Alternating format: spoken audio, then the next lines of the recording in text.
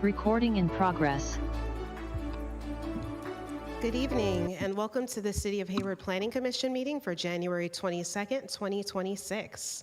We are holding a hybrid meeting with some participants in the council chambers and others who have joined virtually via Zoom.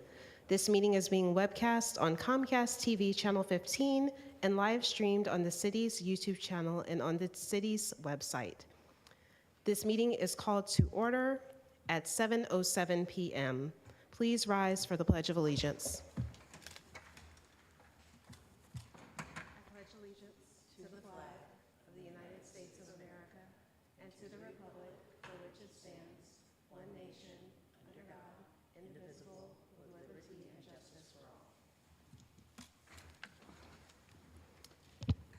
Ms. Allen, will you please call roll? Good evening. Commissioner Goodbody? Here. Commissioner Hammond? Here. Commissioner Lowe? Here. Commissioner Myers? Absent. Commissioner Stevens? Present. Commissioner Yorgov? Here. Chair Hardy? Present. We will now open public comments on non-agenda items. The public comments section provides an opportunity to address the Planning Commission on items not listed on the agenda. The Commission welcomes comments and requests that speakers present their remarks in a respectful manner within established time limits and focused on issues which directly affect the city or are within the jurisdiction of the city. As the Commission is prohibited by state law from discussing items not listed on the agenda, your item will be taken into consideration and may be referred to staff for further action. Speakers shall not use threatening, profane, or abusive language which disrupts, disturbs, or otherwise impedes the orderly conduct of a commission meeting. The city is committed to maintaining a workplace free of unlawful harassment and is mindful that city staff regularly attend commission meetings. Discriminatory statements or conduct that is hostile, intimidating, oppressive, or abusive are per se disruptive to a meeting and will not be tolerated. I see one speaker for public comments. Kelly A.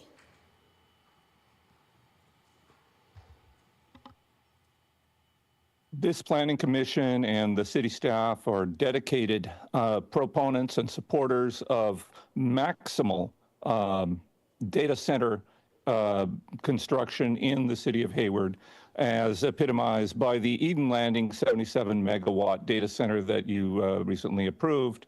This is a piecemealing or partitioning strategy where the council looks at each business one at a time and never considers the... Excuse me, Speaker, is this item about the business-friendly project? No, it is not. It is not on the agenda. It has been on previous agendas, madam. Okay, previous you can agendas, proceed. but this is a general, non-agendized public comment in the terms of your agenda. So this piecemealing or partitioning strategy is similar to loading straw on a camel's back, where you look at each project one at a time, and you don't look at the combined impact of all the projects in the pipeline. For example, PG&E's data center project pipeline shows that Hayward has 975 megawatts of capacity. That's reported in the San Jose Mercury News last month, enough for 700,000 homes, which is more than 14 times the number of housing units in Hayward. Hayward only has about 50,000 households. So this kind of loading up, if you actually built 975 megawatts, that might have an impact on the city. You also have something called the Bay Area Air Quality Management District has the diesel-free by 2033 initiative, which Hayward seems to have forgotten. It's signed by former Supervisor Scott Haggerty of Alameda County, and they were dedicated to eliminating diesel emissions by 2033. Hayward is adding more diesel generators to support that Eden Landing data center. Hayward has such a short-sighted and narrow-minded and piecemealing approach to data centers that it is going to impact both your grid, your air quality, and of course your water usage, utilization too. Thank you. Thank you. I don't see any other general public comments, so we will close public comments and move on to our action item, which is our nomination and election of officers. So at this time, I invite commissioners to nominate themselves or others for the office of chair. Commissioner Lowe? I nominate Carla Goodbody for chair. Commissioner Lowe, do you accept the nomination? Sorry, Commissioner Goodbody, do you accept the nomination? I do, thank you. Excuse me, Commissioner Chair, we will also need a second for that request. I'll second that. Great. Now that we have a second, Commissioner Goodbody, do you accept the nomination? I do, thank you. So now we will vote.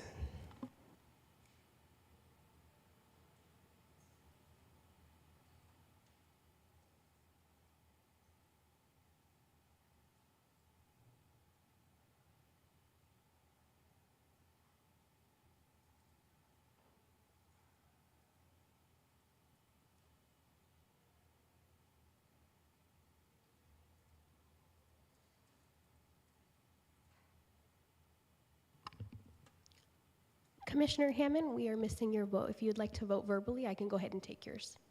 I think I'm going to have to. I can't seem to get it up on my computer here. Yes.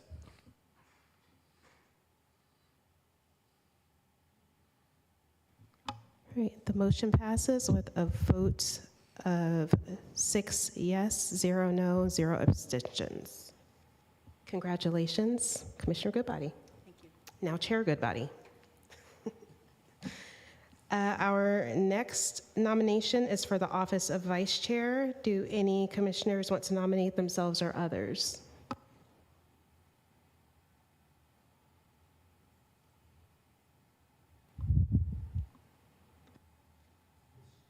Commissioner Stevens?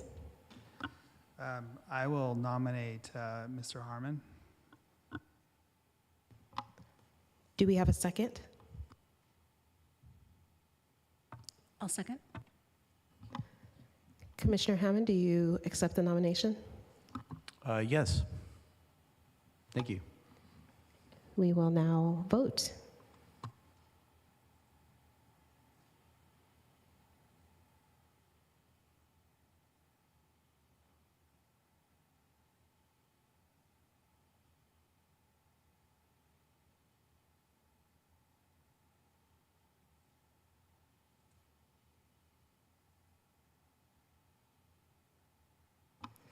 The motion passes with a vote of 6 yeses, 0 noes, and 0 abstentions.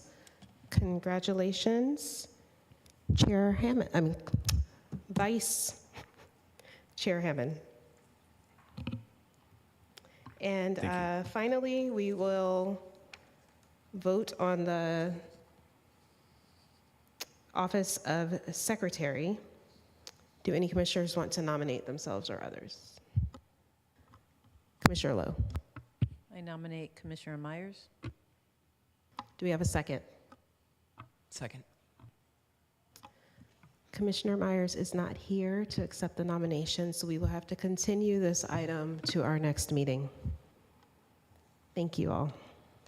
So I will close this item and we will move on to our work session, which is item WS 26002, the Business Friendly Hayward Project Update. Work session to review proposed municipal code and zoning map revisions related to the Business Friendly Hayward Project. And I will turn it over to staff for presentation. Thank you, and good evening, Planning Commission. I'm Sachiko Riddle, Assistant Planner, and tonight, Senior Planner Elizabeth Blanton and I will be providing you with an update on the Business Friendly Hayward Project. Tonight's work session is meant for your to get your feedback on the draft municipal code changes and the proposed new permit types, as well as our proposed rezonings and 2 new strategic land use controls. As a recap, our main project objectives are to streamline permitting for businesses across our commercial and mixed-use zoning districts, as well as to activate vacant and underutilized storefronts and properties in downtown. Spring and summer of 2025 were primarily focused on research and analysis and outreach and feedback. In fall and winter of 2025, we worked on edits to the municipal code and drafting ordinances and regulations for new permit types. We hope to be back before you in early spring of 2026 for final adoption. You'll see on the screen a list of outreach that we have conducted to get information and feedback on how to proceed with the project. Our outreach to decision makers has included a Council Economic Development Committee meeting, 2 Planning Commission work sessions, which includes the one tonight, and 2 City Council work sessions, the second of which is scheduled for next week, January 27th. Our outreach to the community includes a business owner and community member survey, a meeting with the Downtown Hayward Improvement Association, tabling at the Hayward Street Parties last summer, a community focus group, and a business owner focus group. We plan to continue our outreach with a community meeting for property owners of the properties that are potentially going to be rezoned, and a community meeting with the business owners in the industrial zoning districts. Later in the presentation, we will discuss how we responded to the feedback we received from the community and decision makers during our outreach. But for now, I'll pass it over to Elizabeth to give a recap of our analysis and to go over the changes to our current code. Thank you, Sachi. There we go. So during the research and analysis phase of the project, we developed a series of background reports.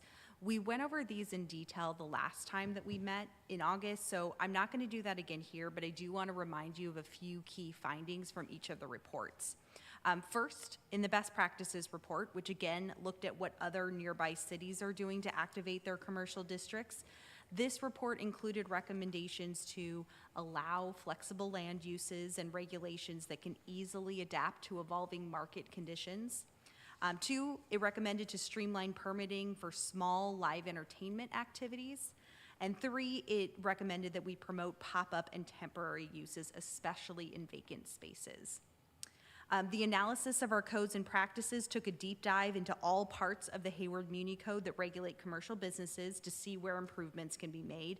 And in particular, it said that we should, again, simplify permitting processes for temporary uses, outdoor dining, and small-scale live entertainment, reduce or even eliminate permitting requirements for types of businesses that the community just really likes or that the market shows demand for.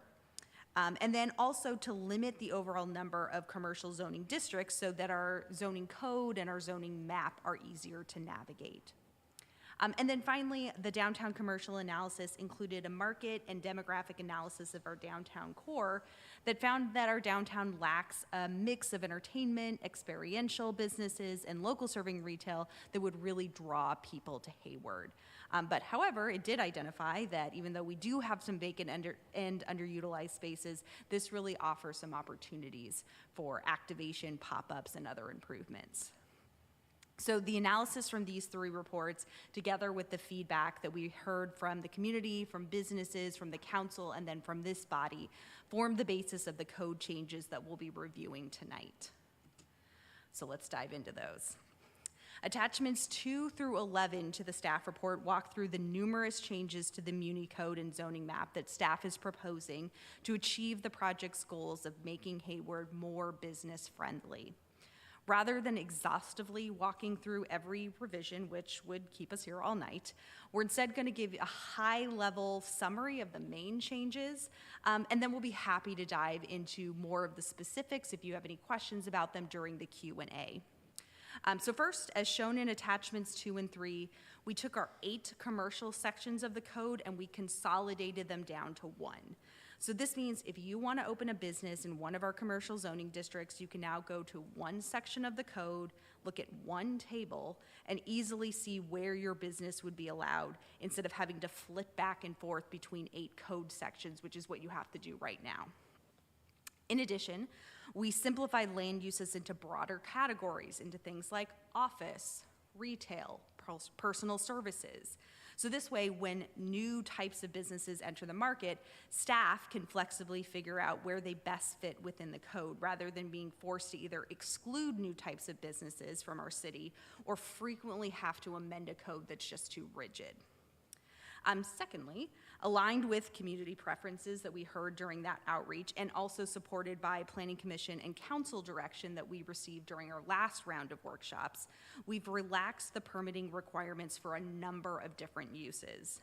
Notably, this includes reducing the requirements for businesses that are selling or serving beer, wine, or alcoholic cider in most districts from a conditional use permit that, of course, requires Planning Commission approval to an administrative use permit, which only requires staff level approval. Now, in places where we really want to encourage breweries, cideries, and wine shops, like in the downtown core and at Southland Mall, we recommend removing the use permit requirement entirely and allowing these types of uses by right, similar to what we allow for like a full-service restaurant. Similarly, staff proposes allowing distilleries in the downtown core with approval of administrative use permit and animal care facilities in a wider range of commercial districts also with approval of an AUP. To support our artistic community, tattoo shops are proposed to be allowed by right in our downtown core at Southland Mall and in our general commercial zoning district, while requiring an AUP in other commercial and mixed-use districts. And then finally, staff proposes allowing daycare centers, recreational facilities, and cultural facilities and community centers by right in most commercial and mixed-use districts, as again, these are highly sought after by our community members, as we heard again and again during our outreach. Now, given that cultural facilities and community centers are sometimes rented out as event spaces, in consultation with our police department, we propose limiting event spaces within these facilities to be rented out until a maximum of 11 p.m. Any facility that wants to rent out event spaces beyond this time would be considered a banquet hall, and that would be required to apply for a conditional use permit no matter where they're located in the city, so we could have a little bit more control over those types of uses. Now, while the vast majority of our proposed revisions are ways to lighten permitting requirements and streamline processes, there are two uses that we are recommending stricter controls for. The first is massage establishments. Currently, massage establishments require approval of a conditional use permit everywhere in the city except downtown, where they're allowed by right. Now, recently, Hayward PD has become aware of instances of commercial sex work taking place at both permitted and unpermitted massage businesses within the city. And as a result, the council has established a temporary moratorium on new massage businesses. So that's currently in place. In response, staff proposes requiring a CUP for massage establishments in the downtown area, just like everywhere else in the city, to ensure that all massage businesses are required to go through that same rigorous CUP process, which would include review by both the Planning Division and the Police Department. When the business-friendly Hayward project comes back to the Planning Commission and Council for final adoption hearings this spring, along with an updated version of the massage ordinance, we'll be recommending that Council ends the temporary moratorium once these more appropriate land use controls are in place. Now, secondly, staff recommends requiring a conditional use permit for data centers and limiting this industrial land use, which is typically characterized by large generator yards, significant amounts of diesel, and potentially significant environmental impacts to the general industrial zoning district.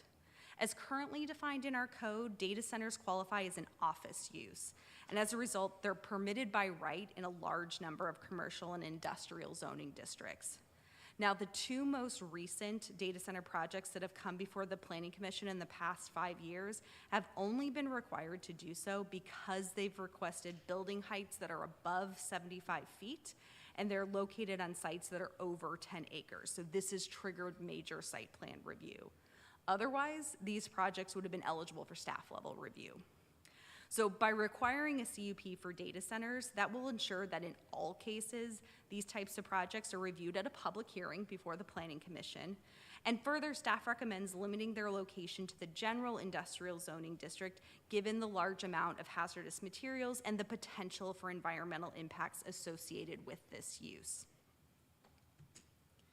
Finally, in an effort to simplify the zoning map, staff proposes consolidating 3 of our smallest commercial zoning districts into larger ones that have similar zoning regulations and development patterns. So as shown on this slide, we recommend that the residential office district, which allows residential and office uses, gets combined with the commercial office district, which also allows residential and office uses. And we would call this new combined district the commercial office residential district. And then secondly, the limited commercial district, which is located in small pockets around town, and the regional commercial district, which is only the Costco site on Hesperian, are recommended to be redesignated as general commercial. This will allow the current uses on those sites to continue while also allowing options for new uses if those sites ever redevelop in the future. By consolidating the number of zoning districts from 8 down to 5, we make our zoning code easier to read, we make our zoning map easier to navigate, which is ultimately helpful to businesses who are just trying to find a place to open up shop. And now I'll turn it back to Sachi to wrap up. Thank you, Elizabeth. We talked to community members and decision makers about specific permit types that our analysis found would help bring people and businesses to Hayward. The 3 listed on this slide generated the most interest from the Planning Commission, and so we've worked on a framework for those. The first is that we are exploring zoning conformance permits for accessory commercial units. As a reminder, accessory commercial units are permits or are businesses that would be operated from the home, but unlike a home office, these uses would actually generate some foot traffic from the surrounding community. To start, we'd like to allow ACUs in the downtown and Mission Boulevard zoning districts that already allow for detached residential, as these seem like the community would benefit best from them. These areas are already busy and generally have a higher population than your standard low-density residential neighborhoods. If this pilot is successful, then we can later look at expanding it to different neighborhoods in the city of Hayward. We've been very specific about which types of uses would be permitted to operate as an ACU. It includes very low impact uses such as beauty salons, pet grooming, fitness studios, and coffee shops with a takeout component only. Any sort of restaurant or dining in has been excluded from this list of allowed uses as a way to address the Planning Commission's concerns around exacerbating the city's existing challenges around sidewalk bending. Staff is looking for feedback on if the pilot areas for the permit type seem appropriate and if the list of allowed uses should be further expanded or restricted. The Planning Commission also showed great interest in creating a limited entertainment permit. Currently, the city has a cabaret ordinance that looks to regulate more intense uses such as nightclubs, but tends to screen out live entertainment as a whole. This new limited entertainment permit would provide an easier and more streamlined path for small live entertainment opportunities such as karaoke or open mic nights. Staff is looking for feedback to ensure that the types of entertainment allowed with a limited entertainment permit feel correct and to make sure that we aren't missing any uses that you all feel would be appropriate for this permit type as well.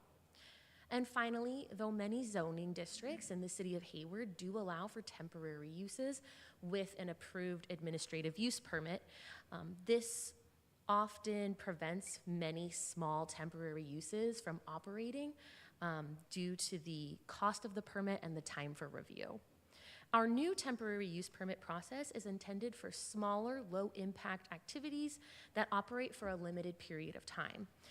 This would include uses such as pop-up shops, garden events, outdoor events on private property, and other similar uses. Applicants would be required to meet an established set of standards, which would allow for simple and quick review and a flat processing fee, which the Planning Division would handle. And with that, Elizabeth and I will turn it over to the Commission for discussion. At this juncture in the project, we'd particularly like to know if the Planning Commission finds the draft municipal code revisions, new permit types, and proposed rezonings appropriate for Hayward.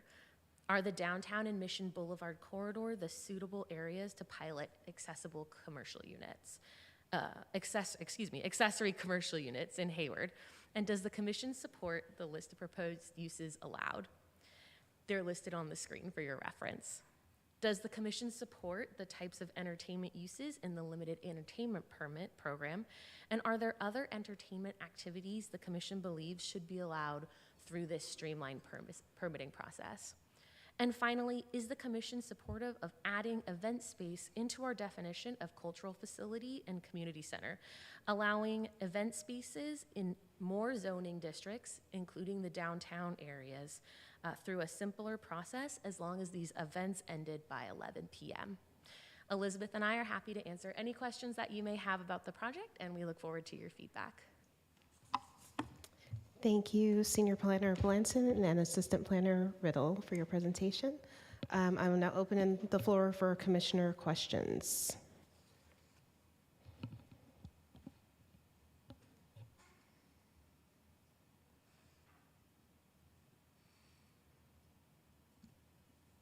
Commissioner Yorgov. Thank you, Chair. And a huge thanks to staff for preparing this report. I think this was the last meeting, the first presentation of this before I joined the Planning Commission. I've been looking forward to this since I joined. So I just had a few questions ahead of it. Hope they're not too difficult. For anything involving liquor being sold, a liquor license would still need to be obtained, and that would be a separate process from anything we're discussing here. Correct. So ABC licenses would still be required for any sort of use, serving, selling alcohol. That process would still continue regardless of what our city processes or use permits required would be. Okay, great. In terms of the zoning or the areas of the city where a data center would be allowed, is the environmental concern the main reason that the industrial park district wasn't recommended by staff? Yeah, the industrial park district, we have 3 industrial districts within our industrial area: a light industrial, industrial park, and general industrial. The industrial park district is really envisioned as kind of a business park type environment meant for like biotech uses and things that can kind of transition between industrial uses and office uses, kind of flexibly go between those. For example, it has like a much higher landscaping requirement than some of our other industrial uses because it's supposed to have that business park kind of feel to it. So yeah, as a result, in staff discussion with our entire planning staff, it felt like given the type of development that industrial kind of a heavier industrial feel that data centers tend to have with their large generator yards, substations, switching yards, that type of thing on site, it's really more of a heavy industrial use, which for our code, those tend to live in the general industrial district, which is why we felt it was most appropriate to limit it to that area. That makes sense, thank you. And then for the accessory commercial units, if this pilot were to be successful, is there a timeline for when staff would look to roll it out to a larger area? I'd say no specific timeline. Sometimes it can take a while to see these types of things roll in, especially since this idea is really new. But if it's something that's popular and it's something that council supports and the community supports, it would not be something, these are minor little changes to get this rolled out into other parts of the city. So it's something we could do rather easily. Okay, that's great to hear. I'll save my enthusiasm for that item until comment. As far as retail with the accessory commercial units, does that include food vending that doesn't have space for people to eat? So for example, like someone selling jam or honey out of their house. So currently, we do allow for a small grocery store use as an accessory commercial unit.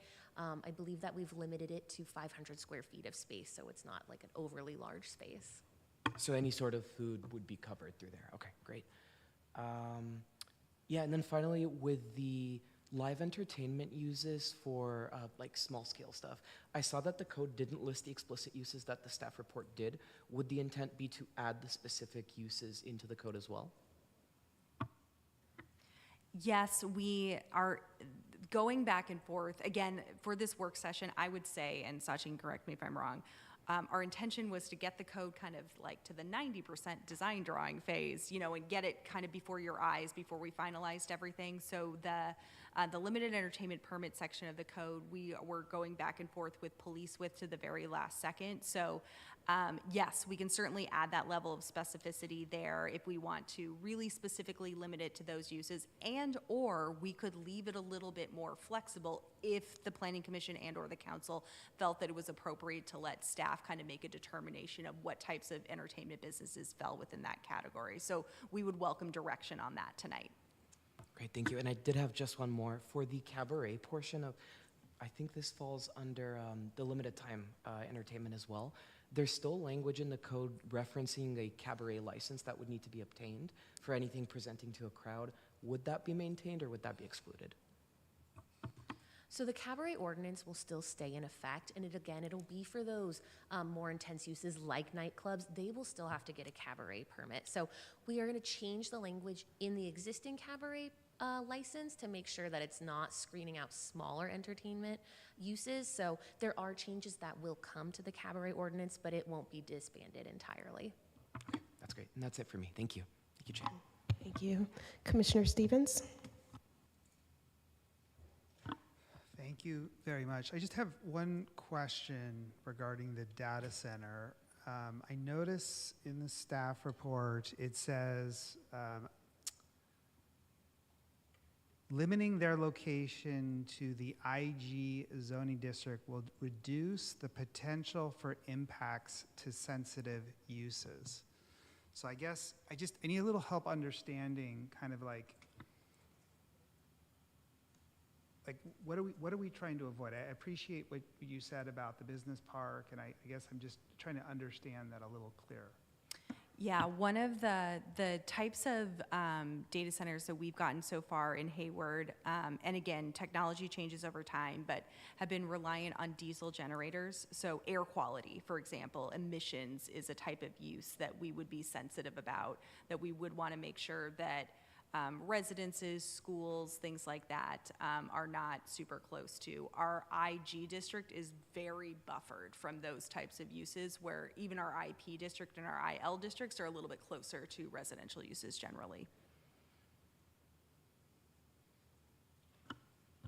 So let's just say I wanted to build a 5 megawatt data center, which has probably a less intensive land use and probably a less intensive power use. And of course, I'm only using power if I lost supply from PG&E. I mean, that impact, I suspect, would be fairly low. So would we be precluding the ability for me to build a very small scale data center, like an inference data center? Yes, by these regulations, the answer to that would be yes.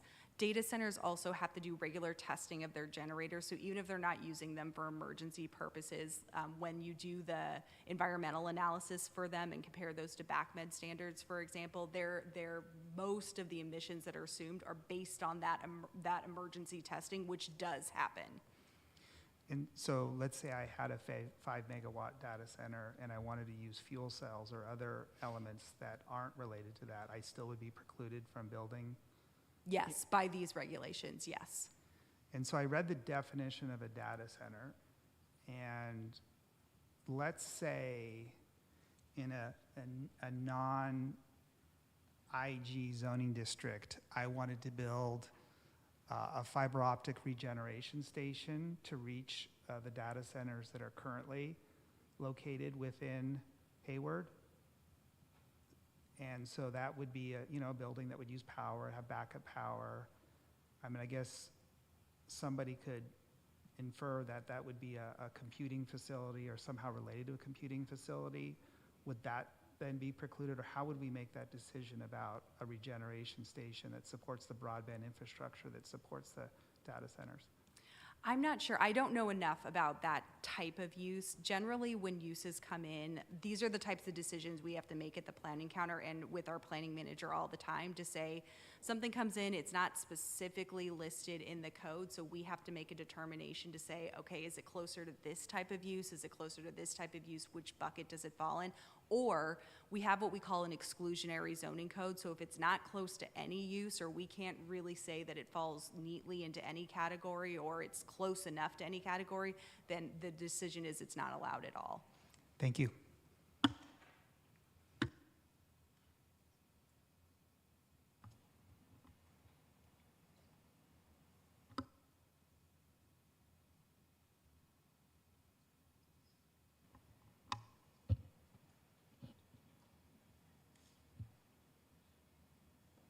Commissioner Lowe.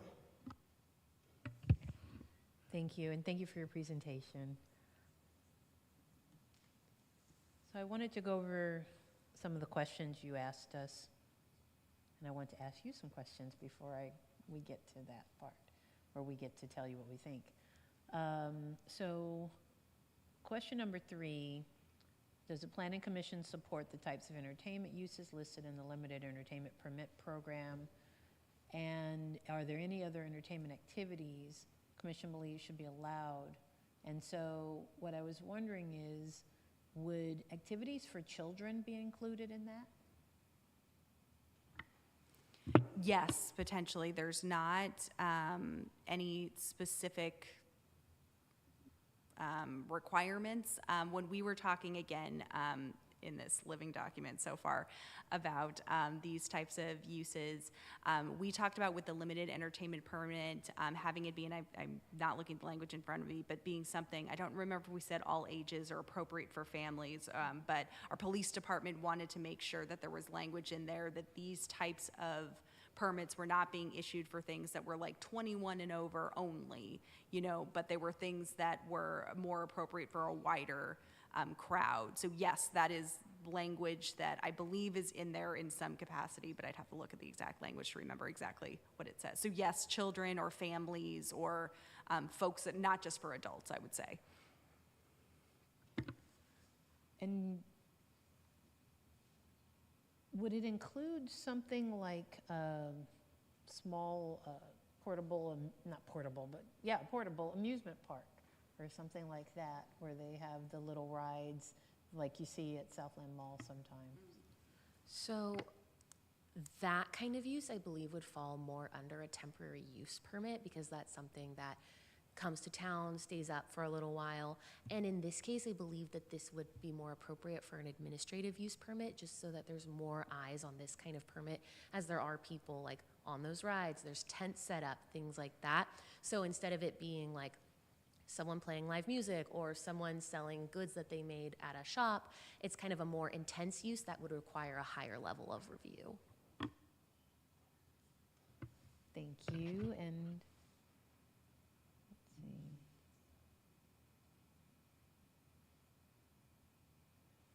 So number 4, is the Planning Commission supportive of adding event space into the definition of cultural facility, community center, thus allowing event spaces in more zoning districts through a simpler process, as long as they end by 11 p.m. And so I was wondering, what was the process, the thought process that went into choosing that time? That came again from our police department. We talked about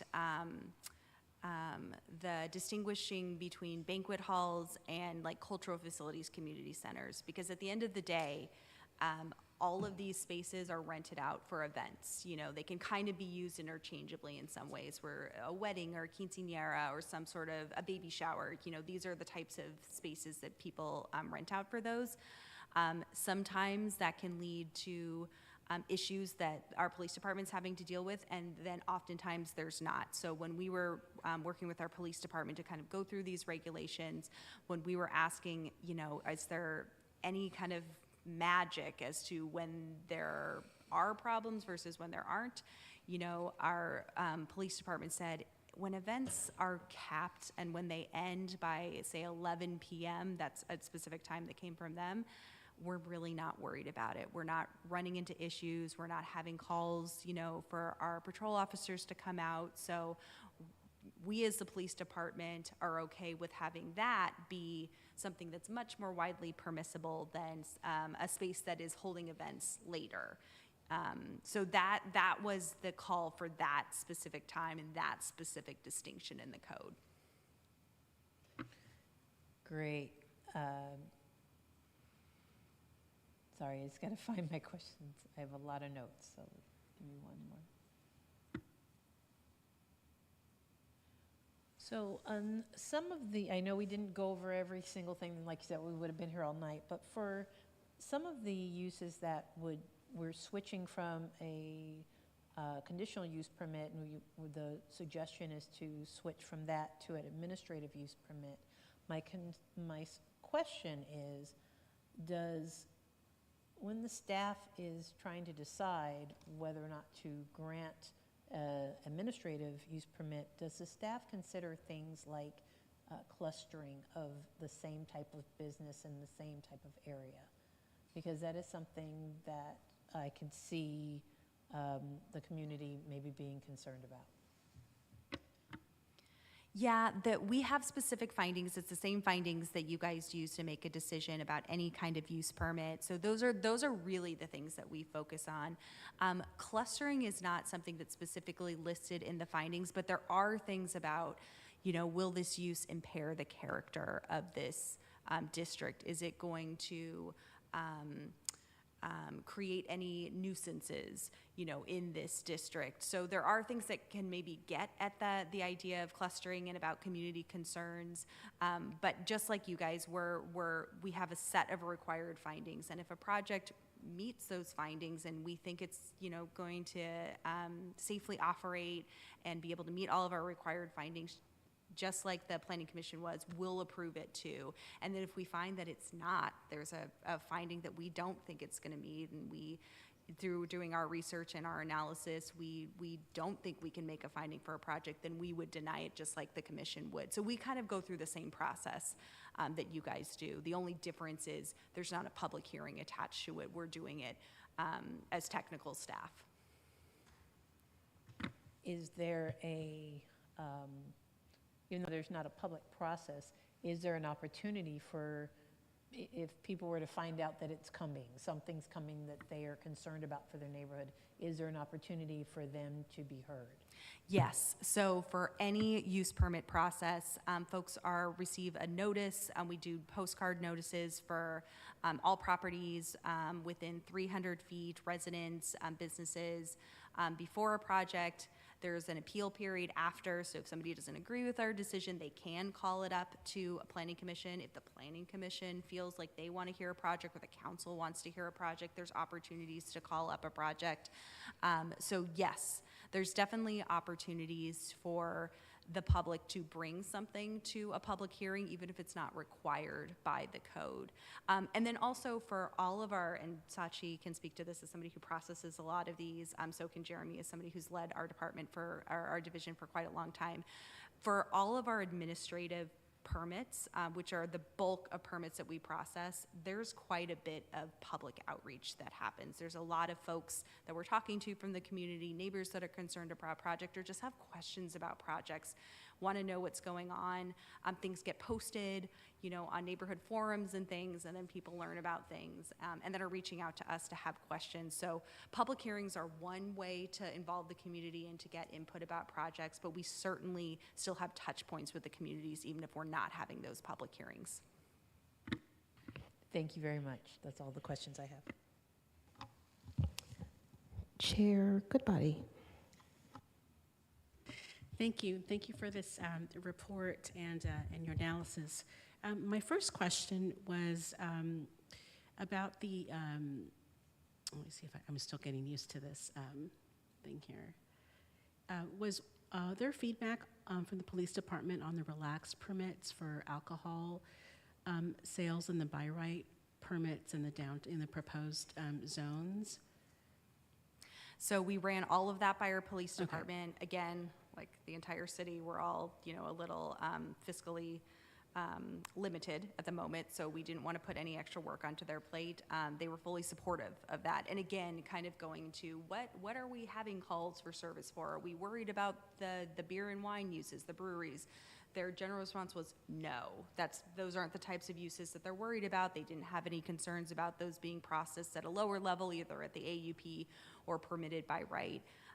And from the community side, again, the reason they were excited about these types of uses is because they said, unlike a bar, which we have several of them in town, breweries, cideries, these are kind of almost seen as more like family-friendly uses. So even though it's a place where you can get a beer, it's also a place where you can go with your family. So again, one of the reasons why I think PD is not as concerned about having issues at these establishments. Okay, I'm supportive of the relaxed permits for this, so I don't see a problem supporting those. Though I wanted to just jump on what Commissioner Lowe was talking about in terms of the saturation and the denial of maybe some permits, for businesses that apply because there's, been an existing use, within 500, 1,000, whatever feet. So I'm wondering if maybe this is a good time to clarify saturation, or if there is a way to make it clear what the intent is. And then my second question related to that is if will it grandfather businesses that were denied, say, beer and wine or alcohol sales because of that restriction, because they were in close proximity to another business?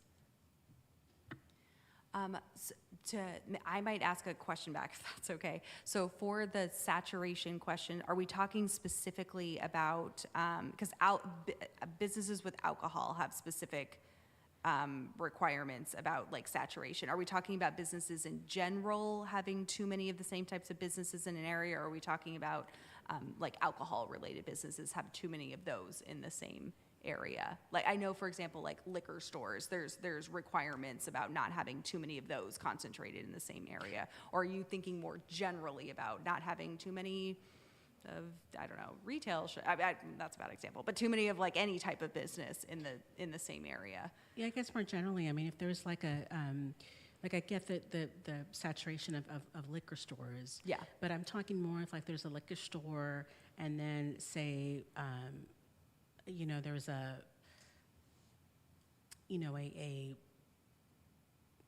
market or maybe like a CVS or like a small Walgreens or something like that also wants to Sell alcohol. Yeah. So alcohol uses in particular have restrictions about like how many can be sold in or how many can be located in proximity to each other. So that kind of prohibition or limit, I should say, already exists. And that would stay in place. If there are other types of businesses that the commission is concerned about having like an oversaturation of or having like too many in close proximity of, generally that's the type of thing that we wouldn't be looking at unless there were specific language in the code. So for example, we have specific language in our code around cannabis dispensaries. We say we can have a maximum of 3, in our city. So that specific language in our code we can point to say we can't have any more than that. So unless, we have the specific rules like we do around liquor businesses or the specific rules like we do about cannabis businesses, for other types of businesses, we likely wouldn't have that kind of way to limit kind of an oversaturation of businesses. So if there are specific businesses or types of businesses that the commission particularly has concern about, let us know and we can certainly look into what would be appropriate. Great. And then I know just in the staff report, there was references to desirable businesses, but it kind of didn't expand on that. So is it accurate to assume that the desirable businesses were the ones listed in the other parts of the packet? Yeah, Or- so I think, and Sachi, please correct me if I'm wrong, we use desirable kind of as shorthand for like things we were hearing over and over again from the community to say like, we want recreation, we want breweries, we want daycares, we all need daycares. Tattoo parlors and Yes. hair yes. salons. And, Yes, okay. personal services, we heard a lot. Those kinds of things were popular, yes. Okay. In terms of the ACUs, I really see the intent. I really see the innovation, and really trying to reshape and innovate how we build our economic development and we strengthen our economic development engine. I am wondering though, is if it along the proposed zones of the IC along the Mission and downtown corridor, if it makes sense to be doing this now before we have figured out what the loop is going to look like. I just, I'm trying to think big picture. If, there is a person that's, providing a yoga class or some sort of exercise class that's just, a few blocks from where I live, and everyone is going there, it seems that it would, people aren't just going to be walking there. They're going to be driving, they're going to be pulling over, dropping off their kids if it's a daycare. And I'm wondering if we should consider this in the context of what we want the loop to look like. I don't know where we are on that, and that's a separate conversation, but I just wanted to offer that thought. I think that's, it's a little challenging because obviously the loop, you're getting into traffic patterns and how people get from A to B. Sometimes it's influenced by land use decisions and sometimes it's not. I mean, obviously people are trying to get to wherever they need to go as quickly as they can. And usually that's informed by an app, by your car or by Apple or whatever, Apple Maps. I think the intent of the ACU component, as Elizabeth and Sachi had pointed out, are really to help expand the economic base, particularly for a lot of the startups that can't afford the mom and pop. They can't afford the retail to lease a retail space. They can't necessarily afford, but they are looking to, let's say, do maybe they're a piano teacher and they want to have students come to their house, which is something that we've seen pretty commonly. Tutoring would be another one. So it's slightly more flexible than like a home occupation. In other words, you're permitted to do a little bit more of an intensity, but it still is not supposed to function like a full-on, full-blown commercial outfit like you would see in Lincoln Landing. So the expectation related to the street traffic, and again, these ACUs are intended to be accessory commercial spaces, and so in an ideal world, you would walk to them if you have one in your neighborhood and you want to grab a cup of coffee and somebody happens to be making coffee or whatever. So there are, it's not going to, obviously this is not going to be attractive to a lot of people, but it could be attractive to small entrepreneurs that are just looking to get started, but they don't have the capital to build out or lease out a huge space. Thank you. And then I had brought this up at a previous commission meeting when we were providing feedback on this, our last work session, I guess, and that is, the street vendors. Will they be an approved use for these ACUs? And then what does the implementation look like? So the only like making food and being able to walk up and get it use that's permitted right now, as we have proposed, is a coffee shop. So you could walk up and grab a cup of coffee, and you could not stay on the premises and drink the coffee. You couldn't sit down and have a pastry.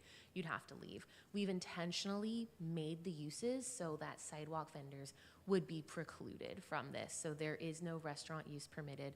There is no dining in permitted.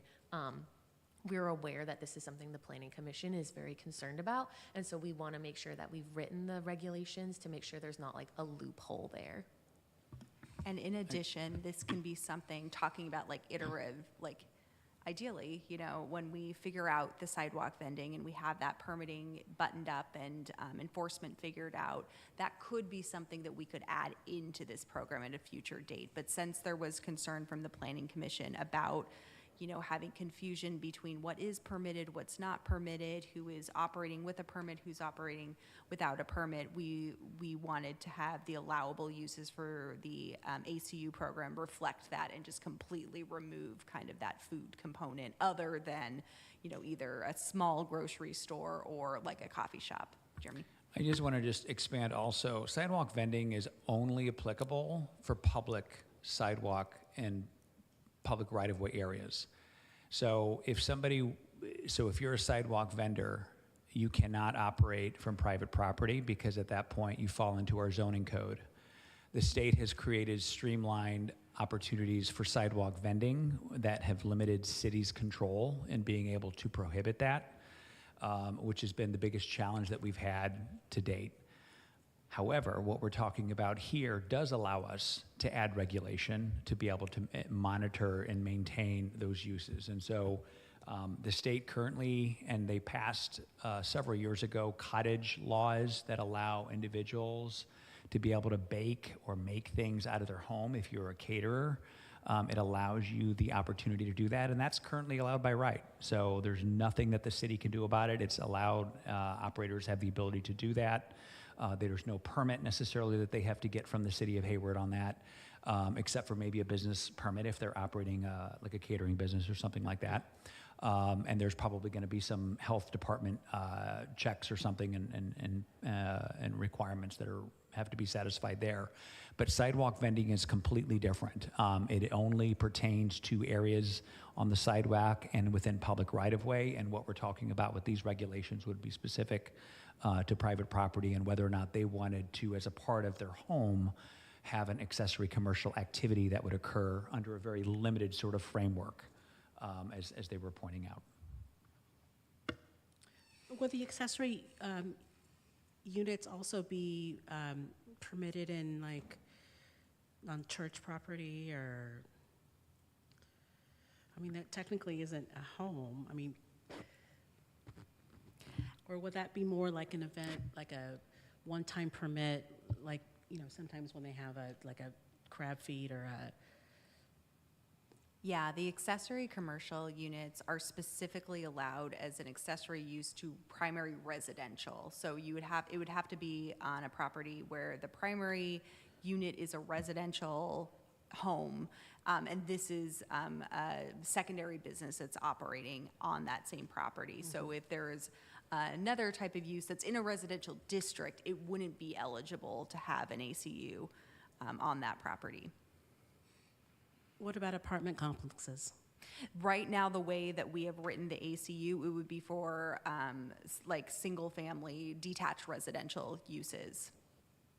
And again, just in the infancy of this program, access to these types of uses, the way that the draft code is written is saying that you need to be able to access this from the outside without going through like interior hallways and things like that. Sometimes with multifamily properties, if you live in an apartment complex, for example, you might have interior hallways, and you don't necessarily, if you are another resident living in that building, you don't necessarily want to feel comfortable having your neighbor run a business where now multiple people have access to your building that you didn't consent to. So at least for our first phase of the project, like our first piloting of the project, we're limiting it to folks that live in detached residential units, and then eventually can expand as we kind of add complexity to the project in the future. Right, and then in terms of just the, you know, for the one-time, you know, for the pop-ups and those items mentioned in the report, I would also maybe expand that a little bit and think about including commercial properties, particularly like, you know, some of the hotels that are coming up. I realize that it's much of it is up to the property owner, but I recently went to a pop-up event in San Diego in which there was a like a Holiday Inn or something right there on Pacific Highway, and the lobby of the hotel was converted into like this pop-up event that was themed like the Golden Girls. We like the Golden Girls. And it was a hit. I mean, that place was packed, and it was just like this Holiday Inn, but you know, the bar, and just, you know, they redid like the kitchen to look like the television series, and so it brought in a lot of foot traffic. And I mean, that's just something to consider approaching, you know, as you are in discussions with the hotel ownership and property owners. To think of adding that as an eventual pop-up space. And then my last comments were on the zoning changes for the industrial park, general industrials, that I feel we need more feedback from the industrial business owners on that. And I, you know, was hoping that we would have some of that tonight before having to make a recommendation or give feedback on that. I guess what comes to mind is that, you know, the city of Hayward has been a leader in sustainability for many, many years, and has been recognized in the region. And I would not want to deny a smaller data center or any kind of other innovative sustainability business because of that, of restricting them only to the IP area. Thanks. Thank you. Commissioner Hammond?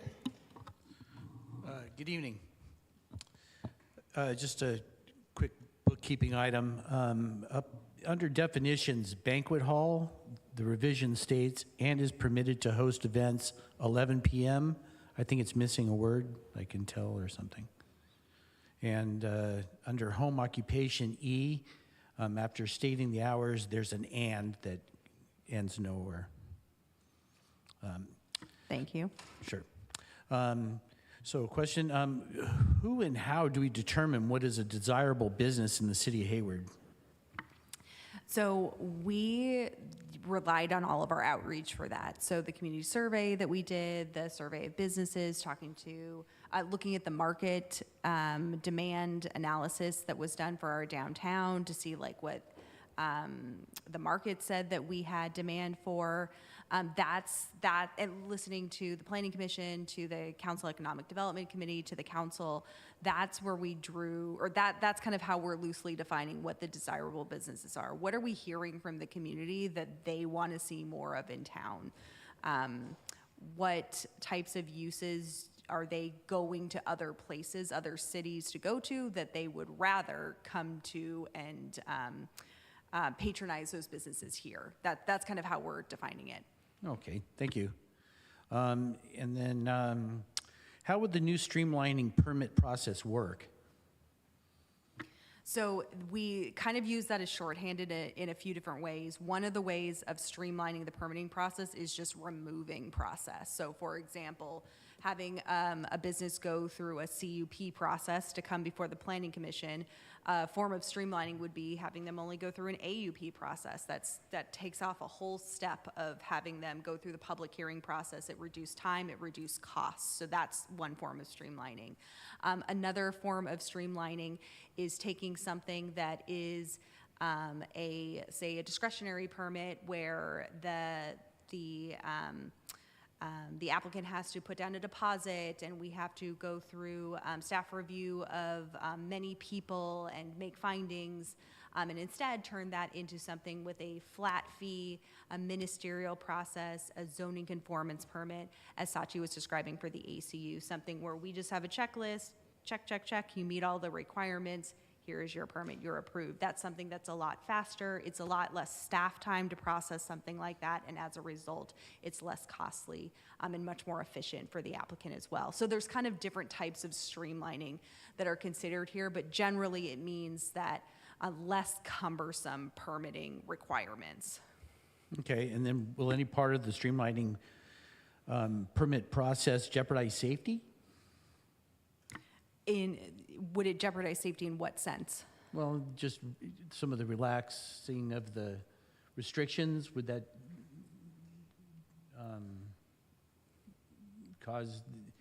would there be less of a review by staff looking at these? There would be less of a review by staff, but part of the reason that we as staff have chosen these uses to have less review is because these are the types of things that get approved every time. You know, these are the types of things that when we talk to our police department about them, they are not having calls for service for these types of uses. They feel comfortable with these types of uses.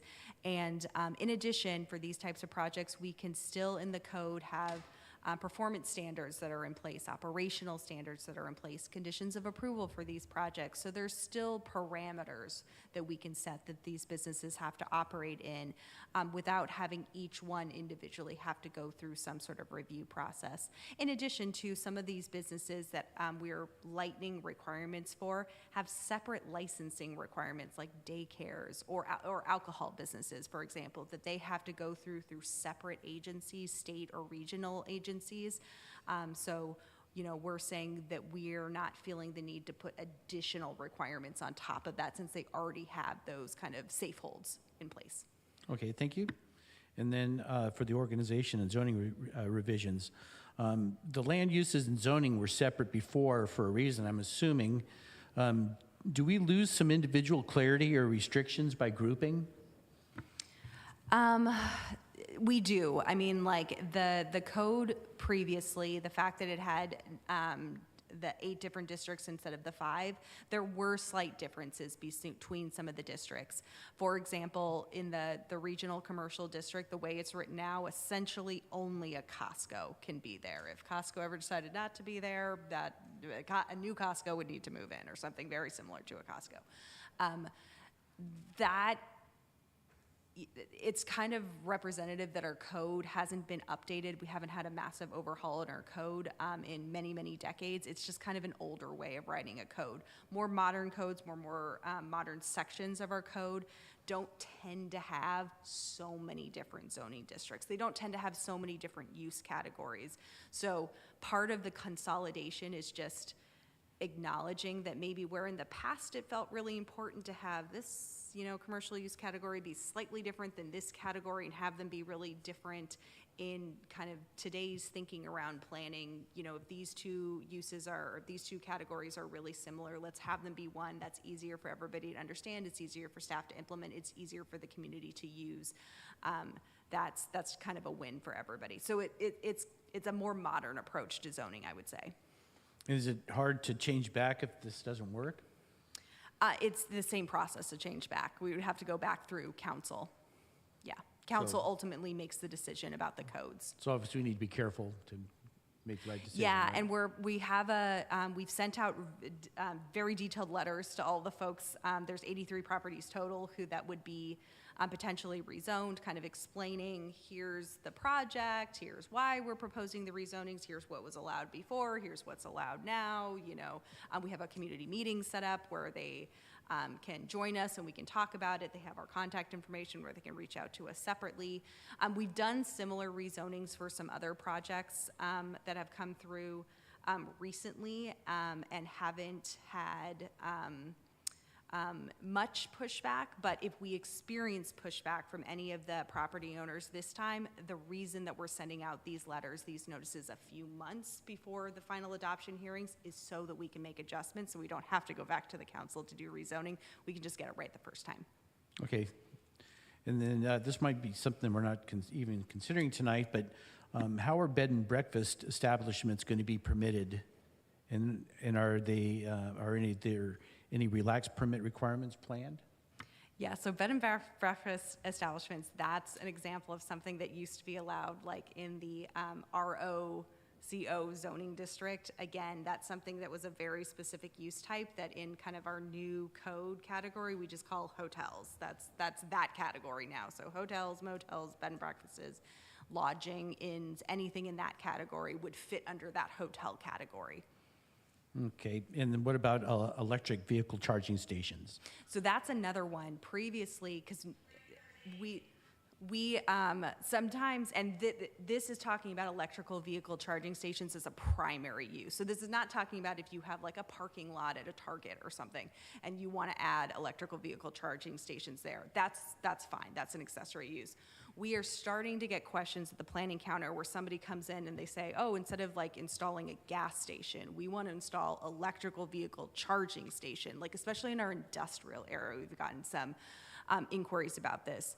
And then we're looking at our zoning code and saying, well, we don't really have a zoning use in our table, that allows that. I mean, it's kind of like a gas station, but it's really not because it doesn't have the same kind of concerns, the same number of hazardous materials that a gas station was, so you don't really want to put it through the gas station process, but we don't really have anything in the code that's similar.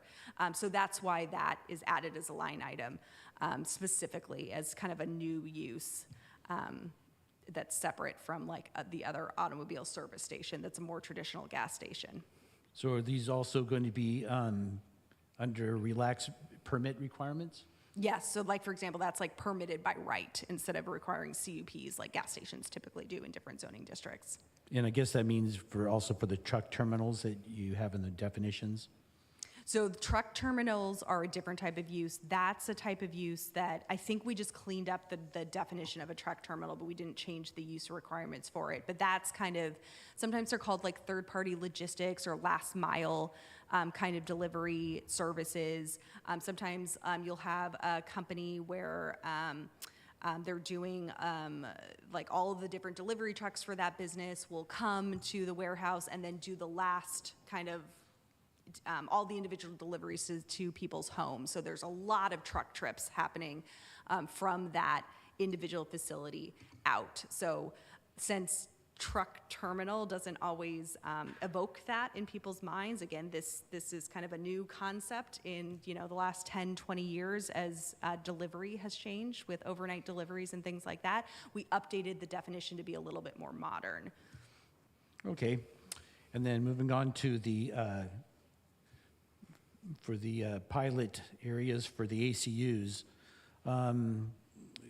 where in the downtown area are there sites available to put ACUs? So there are some zoning districts in the downtown area, and by the downtown area, we mean the downtown zoning districts that do have like single-family homes, for example. Sachi, I jumped in and interrupted, please. But there are some zoning districts and some places just literally within walking distance from City Hall that have little single-family homes that could have ACUs. And again, this is usually converted from, say, a garage or maybe a bedroom in the front of the house that somebody adds a door to. That's kind of what an ACU typically. So this is going to happen in a little bit further out of a radius than downtown.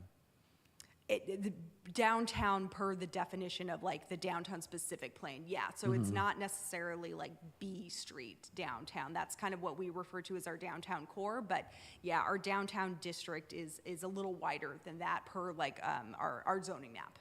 Okay. Correct. And will the ACUs still need to go through plan review with the building department, the fire department, and the health department?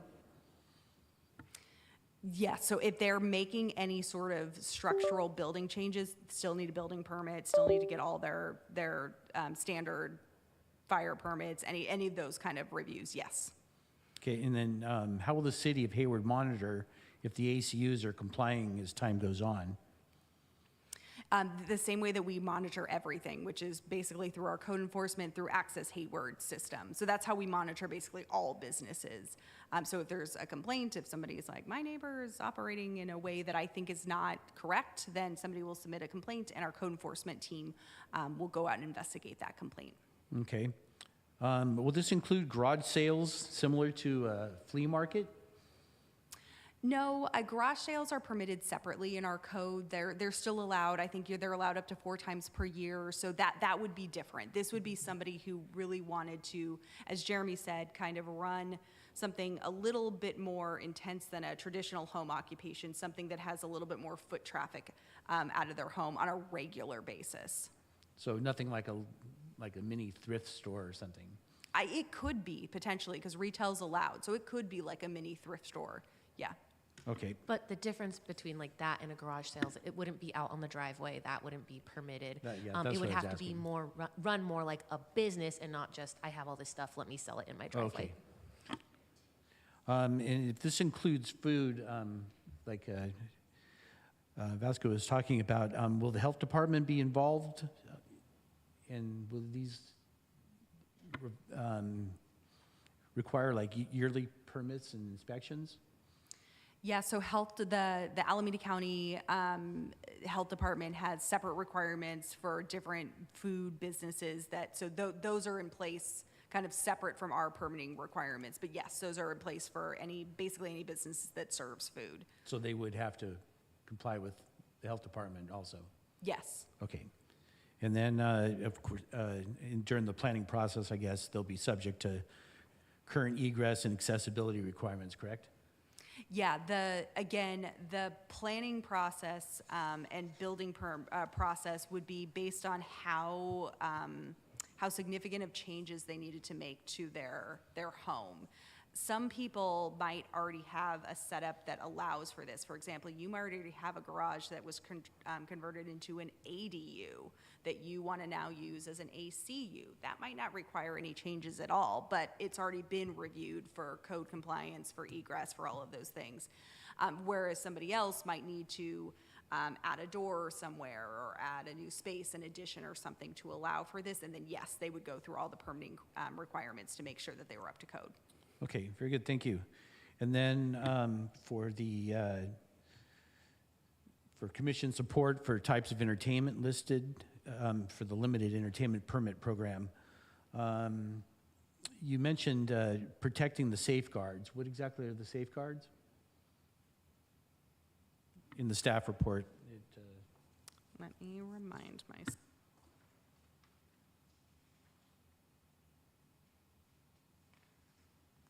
sorry.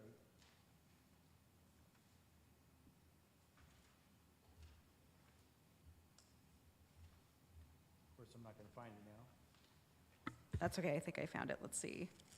This permit type is intended to facilitate small-scale entertainment activities that are ancillary to primary uses while maintaining appropriate safeguards for surrounding uses. Yes. So that's to say, again, for these types of uses, we would have standard conditions of approval, operating standards in place to ensure that like our noise ordinance isn't violated.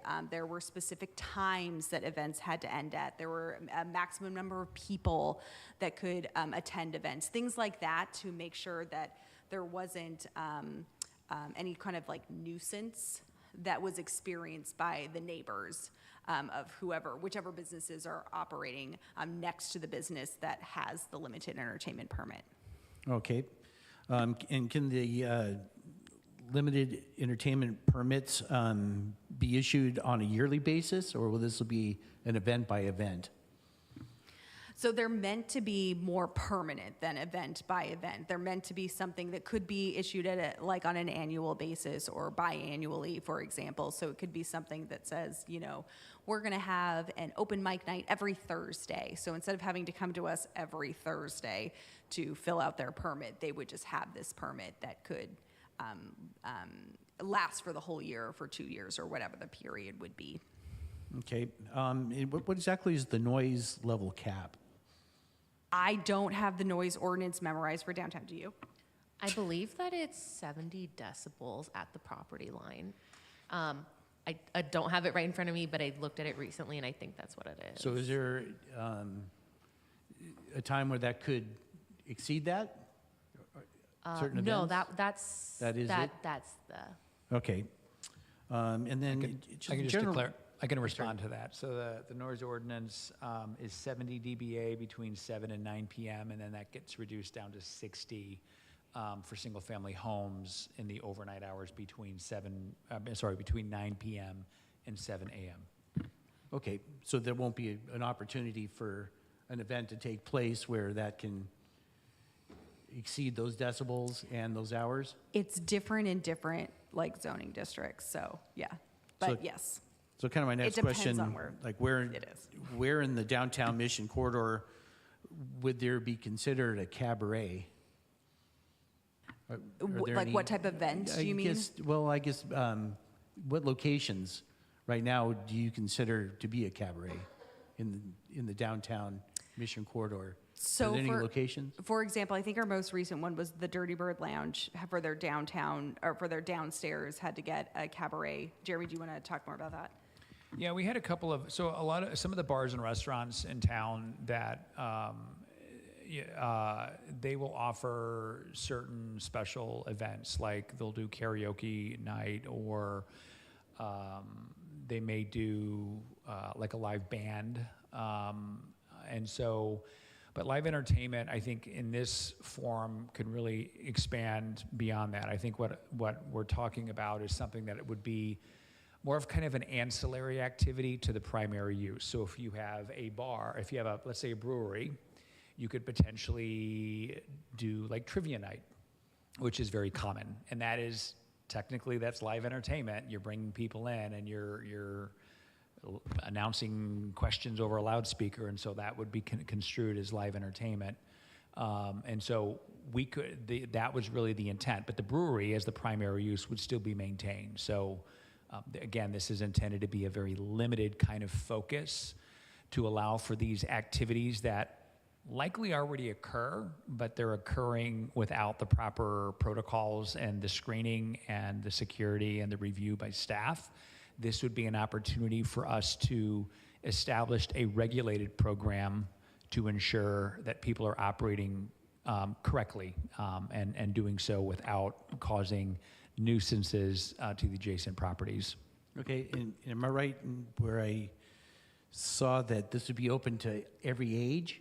No, so our limited entertainment permit activities, oh, yes, open to every age. So if you're a bar, you can't get a limited entertainment permit. You'd have to go through the cabaret ordinance. This is specifically for uses that happen more during the daylight hours or when families are awake. This is not intended to be a loophole for a nightclub or a bar to be able to add additional entertainment. Okay, and can this be an opportunity for the downtown movie theater to help promote these types of entertainment listed?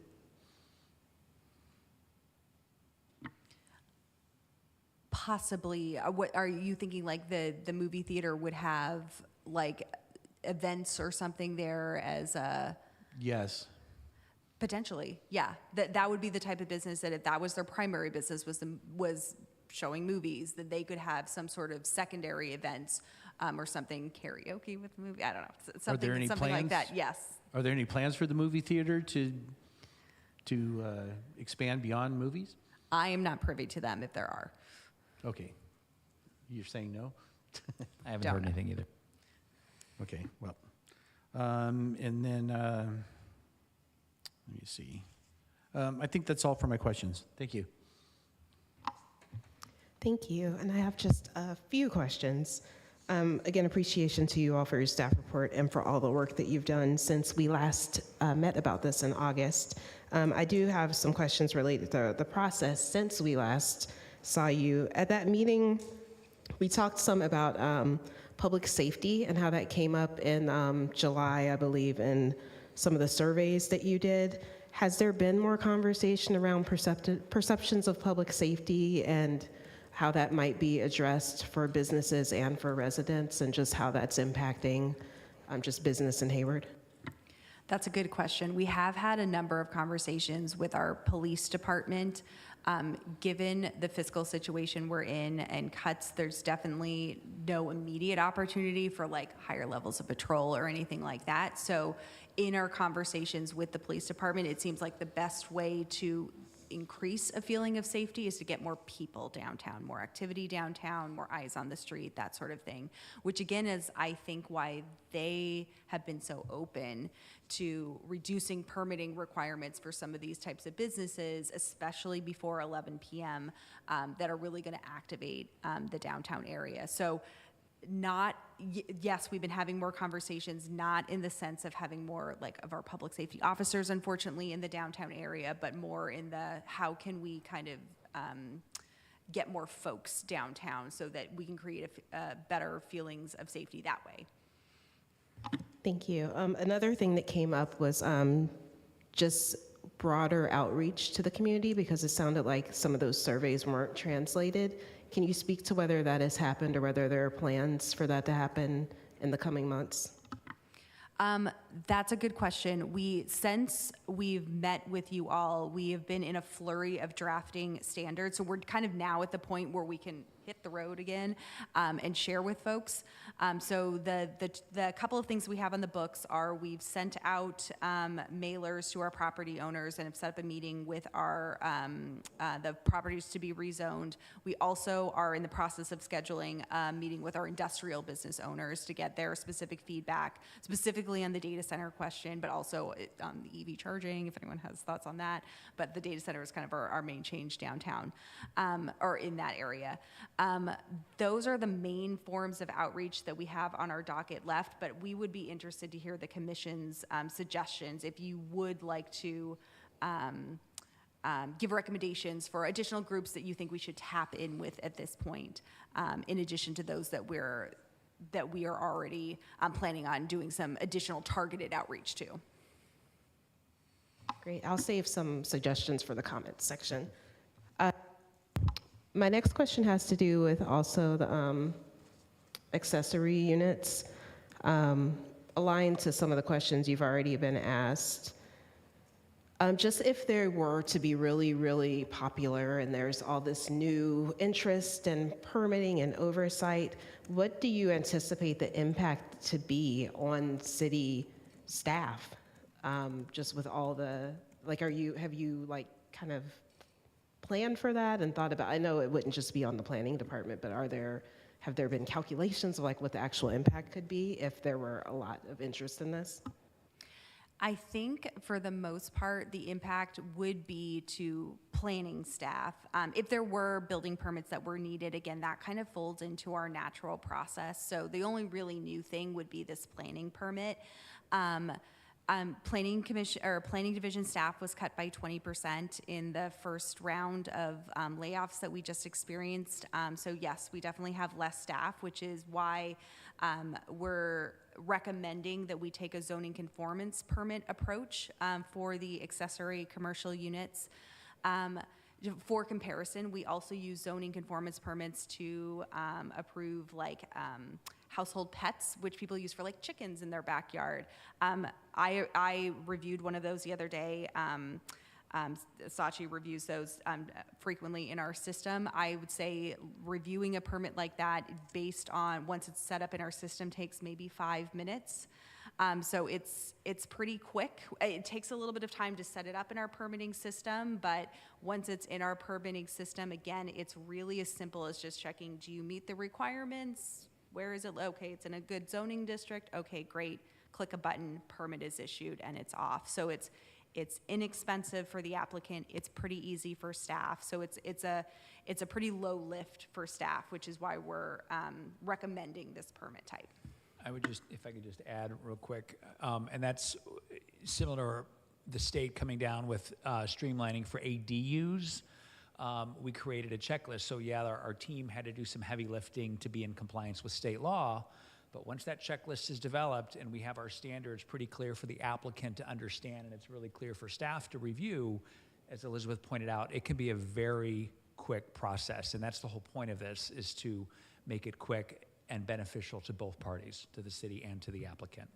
Great. So it's, after the permit is issued, what about all the maintenance of it, like the checking on whether they're following code and whether they are needing reviews, or you're answering the Access Hayward complaints, or all of those types of things? Do you anticipate that being a heavy lift? And again, that's kind of folded into our normal process. At this point, no, we don't anticipate it. If it does become a heavy lift, that's why we kind of recommend rolling this out as a pilot program in specific areas with specific uses, so that way we can work out the bugs if there are any, see if it's running pretty smoothly, if we're able to manage it with the resources that we have, and if we are, then we can expand it to more areas or expand it to more businesses. And if we're not, if we need to put more controls on the permits, limit it to different types of businesses, limit it to different areas, then we'll have the ability to do that as well. But honestly, we won't know until we put something in place. So we'll just have to see how it goes. Thank you. That's it for my questions. And I don't see any other questions from commissioners. So now I will open the floor for public comments on this item. And I believe we only have one public comment in person from Philip Sidlis. I'm probably pronouncing your name incorrectly. I apologize. Yes, thank you. Good evening, Chairwoman and ladies and gentlemen of the Commission. My name is Philip Seidel, speaking on behalf of Prologis. We're a longtime industrial developer and property owner here in the city of Hayward. For the past 40 years, Prologis has supported job growth, generated significant tax revenue, and advanced sustainable industrial development. We support the business-friendly Hayward initiative, particularly its focus on strengthening the city's fiscal health and attracting new businesses. With that in mind, we're concerned that the proposed prohibition of data centers in the industrial park zoning area could work unintentionally against those goals. Data centers are increasingly recognized across the Bay Area as a modern form of industrial infrastructure that coexists well with other industrial uses, specifically advanced manufacturing, R&D. A great example of this in Hayward is the Heinz data center on Clawwater and the adjacent Zooks manufacturing facility.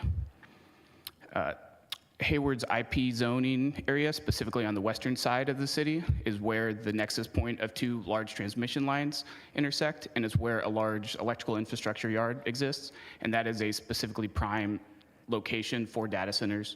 It's different than another industrial park area on the eastern side of town, which maybe has a closer adjacency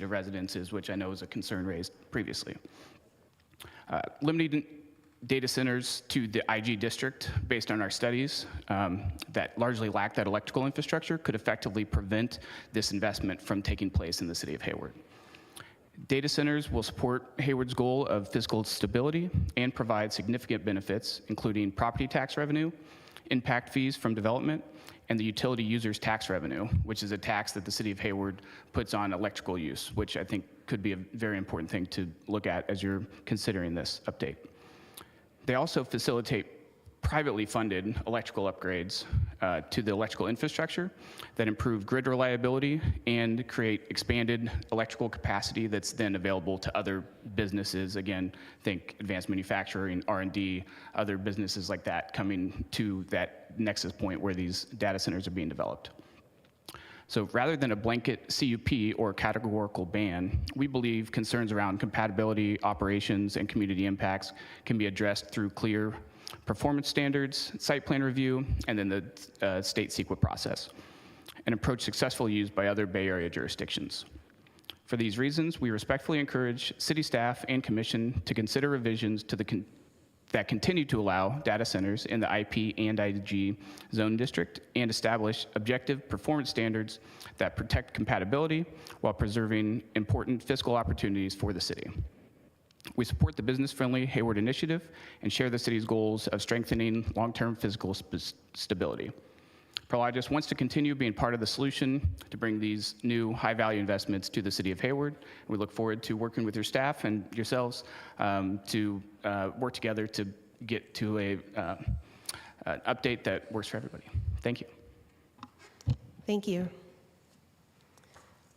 Do not see any other public comments.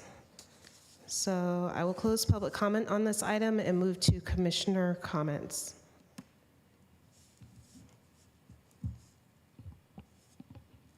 Do any commissioners, Commissioner Lowe? Thank you. I really want to thank you and thank the staff for not only the presentation and for working so hard on this. This is a lot. So we really appreciate all the hard work you've put into it. I really personally appreciate the fact that it seems like every step of the way you've really considered public safety and worked with the Hayward Police Department to make sure that our residents are safe as we're looking through these changes, potentially making these changes. I think that is a very, very necessary thing to do. And I'm glad that you were already doing it, so we didn't have to sort of say, hey, what about talking to the police department? You've already done it, and you've included them in every aspect. So I appreciate that, and I would encourage you to continue doing that, and as well as working closely with the fire department on especially with some of the businesses that we're talking about, just continue to work closely with them to create best practices. The other thing I wanted to say is I'm very pleased with consolidating the proposal to consolidate the commercial code into the one section. I do think that anytime you have a code, and I deal with the penal code a lot in my business, anytime you have a code and you can simplify and make things easier to understand, it could only benefit the community. And that's really, really important to make sure that the community can easily understand what our code says and know what is required of them. It really prevents staff from doing extra work. It prevents people from getting fined and from them having to spend extra time dealing with things. If you can just do something right the first time, it just is more efficient. So it seems like what you've proposed is more efficient. So I appreciate that. I want to make sure that we are including activities for children. One of the things you asked for, are there other entertainment activities the commission believes should be allowed via the streamlining process? I just wanted to make sure we're including activities for kids, like arcades, laser tag, escape rooms, virtual reality game rooms, axe throwing, all those sorts of things that I know my family seeks in other cities all the time because most of those aren't here. We just did an escape room in Pleasanton. We did virtual reality in San Ramon. It would be really nice to be able to do that in our town, those things in our town. So if we could attract those businesses or something like that, I think the community would respond well. And I think we could also bring people here. Like I said, if my family's going to Pleasanton, I'm sure other people will come here for those things if we can attract them.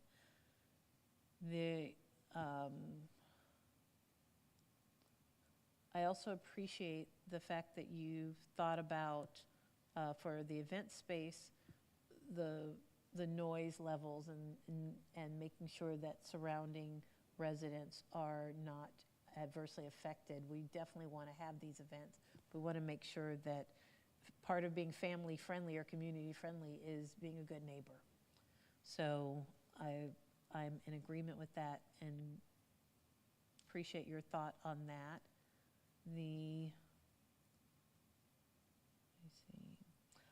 And lastly, I do support the proposed uses for the ACUs, the beauty salons, nail salons, the things that you've discussed, I think make sense. And just starting out as a pilot program, I really like the idea of a pilot program for something that's such a monumental change, so that we can say, oh, well, that didn't work, let's not do that. Or that worked amazingly, now let's look at where else we can implement it and it might be successful. So I really like those ideas, and thank you again. Commissioner Hammond? Yes. So again, thank you for your report. For the organization and zoning revisions, in general, I'm in favor of consolidating the zoning and land use definitions in categories as presented by staff. For the relaxed permit requirements, in general, I'm in favor of relaxing the permit requirements as presented by staff, and I'm in full support of allowing daycare centers, cultural community centers, and recreational facilities as by right in all commercial and mixed-use districts. I'm in favor of granting the approval of an AUP for animal care facilities. Let me see, I am in favor of requiring approval of a CUP for massage parlors, and I am also in favor of requiring approval of a CUP for data centers, but I am in favor of investigating further the zoning restrictions imposed on the data centers. For the proposed rezoning, I'm in favor of the rezoning. I believe it's appropriate for the city of Hayward, and I believe that it will help clean up our rezoning map, and hopefully it will help promote the types of businesses that would have been denied under the old map. For ECUs, I'm in favor of allowing ECUs as a pilot in the downtown and Mission Boulevard corridor, as well as all of the proposed uses listed. For the limited entertainment permit program, I support the types of entertainment listed. I would like to see the theater host much more than movies. And I am in favor of supporting a limited entertainment permit as long as it goes through the planning review and is considered safe. For event space, I'm supportive of adding event space into our definition of cultural facility community center, although I would like to explore alternative locations or options to hold events past 11 o'clock. And if these events can happen around our public transportation system, then all the better. I believe that the proximity to BART is a great advantage that we have. And lastly, thank you to the staff for putting this report together. It was a lot of work to review. I'm sure it was a lot of work to put together. There is a lot of information in the report that goes beyond the few feedback questions that staff are requesting from the commission, and I hope that there'll be opportunities in the future to discuss the other items in the report in further detail. And I am all in favor of streamlining entitlement and permitting process for desirable businesses across the city's commercial and mixed-use zoning districts, and I want to help to do everything responsibly possible to activate vacant and underutilized properties and storefronts to our downtown as well as the rest of our city. I think these recommendations from staff are a good start, and I hope that they will help bring Hayward up to its business potential and that the city will be able to find the resources to make it happen. Thank you. Commissioner Yorgov. Thank you, and yeah, just echoing what my fellow commissioners have said, a massive thank you to staff for all of the hard work you've put into this. I mean, just listening to the way you answered questions, it's clear and knowledge of the codes is encyclopedic. Pretty impressed you're able to reference things so quickly. So, yeah, to me, the budget crisis is really central to my thinking, and I think we need to implement a lot of the streamlining you're suggesting here as soon as possible to make it easier for new businesses to open in Hayward, bringing in the tax revenue that we need to address our budget deficit. But I also live and work in Hayward, and I think these proposals will help make our city into a more vibrant and exciting place. It's already awesome. This will just make it better. I echo what Commissioner Lowe said. I really would like to stay in Hayward for a lot of the activities that I'm currently having to seek elsewhere. But yeah, overall, I really love the direction that staff's recommendations have taken. I'll go point by point and try to make it as quick as possible considering the time. Consolidating the commercial codes, the rezoning simplifications, I completely agree with my colleagues. I love the direction you've taken, and streamlining is a fantastic step to consolidate our districts and make everything more consistent and more legible to the public. The existence of zoning for effectively single parcels like the Costco is really, I mean, very silly. And I see no issues with what staff is proposing. In terms of streamlining of permitting, I really support moving from CUPs to AUPs or even by right permitting if possible. The Planning Commission CUP process adds months of delay and additional costs that prevents businesses from opening as quickly as possible. And it's, you know, sometimes necessary, but I think moving away from it in certain situations where we typically always approve is really great. With clear zoning guidance, I trust staff's judgment through the AUP process and by right permitting. I 100% support making alcohol sales at staff level in most districts and by right downtown and in the Southland Mall. I just want to flag a related item for review, and it might be, you know, a little too nuanced, but I know that the Hayward Municipal Code currently requires full-service restaurants selling liquor to make 50% of their sales or gross receipts through meals. I think that kind of fits into this, and if there's a way to maybe explore removing that, I know it was revised in 2023, but I think that is another barrier that could prevent new businesses from coming in, and it feels a little arbitrary to me.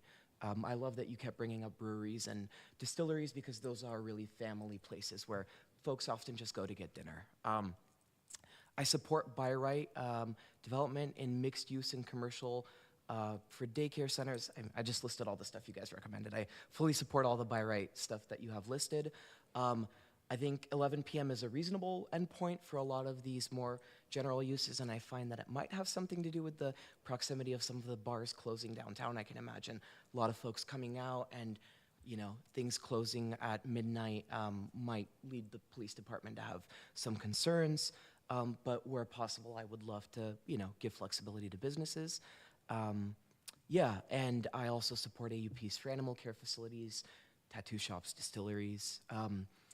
I love broadening cultural facility terminology. I think it allows more parts of our city to benefit from these community centers, not just keeping them concentrated in the downtown core.